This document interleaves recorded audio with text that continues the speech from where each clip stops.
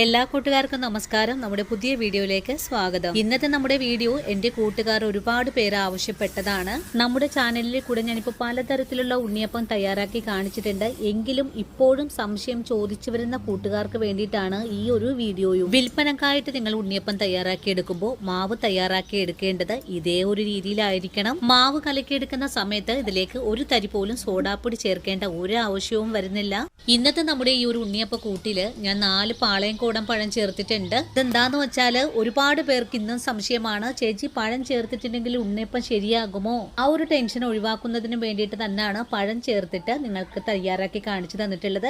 നിങ്ങൾക്കിപ്പോൾ പഴം ചേർക്കാതെയും ഇതേ ഒരു രീതിയിൽ തന്നെ തയ്യാറാക്കി എടുക്കാം. എങ്കിൽ തന്നെയും ഒരു തരി പോലും ടേസ്റ്റ് വ്യത്യാസം ഒന്നും തന്നെ ഉണ്ടാവില്ല. ഇത്രയും അധികം ഉണ്ണിയപ്പത്തിന്റെ വീഡിയോസുകൾ അപ്ലോഡ് ചെയ്തിട്ടുള്ള ഏക ചാനൽ എൻ്റെ മാത്രമായിരിക്കും. ഇന്നത്തെ നമ്മുടെ ഈ ഒരു വീഡിയോ എൻ്റെ കൂട്ടുകാർക്ക് വളരെ തന്നെ പ്രയോജനകരമാണ്. വീഡിയോ കാണുമ്പോൾ മുഴുവനായിട്ട് കണ്ടു കഴിഞ്ഞാലാണ് നിങ്ങൾക്ക് ഒരു സംശയവും ഇല്ലാതെ തന്നെ ഉണ്ണിയപ്പം തയ്യാറാക്കി എടുക്കാൻ സാധിക്കുന്നതും. അതുപോലെ വീഡിയോ കണ്ടുകൊണ്ടിരിക്കുമ്പോൾ തന്നെ നിങ്ങളുടെ വിലയേറിയ ലൈക്കുകൾ തരാൻ മറക്കല്ലേ. അപ്പോൾ നോക്കാം എങ്ങനെയാണ് പെർഫെക്റ്റ് ആയിട്ട് കടകളിൽ വിൽക്കാൻ ഉദ്ദേശിക്കുന്ന ഉണ്ണിയപ്പം തയ്യാറാക്കി എടുക്കുന്നതെന്ന് നമ്മുടെ വീഡിയോയിൽ കൂടെ നമുക്ക് കണ്ടു നോക്കാം.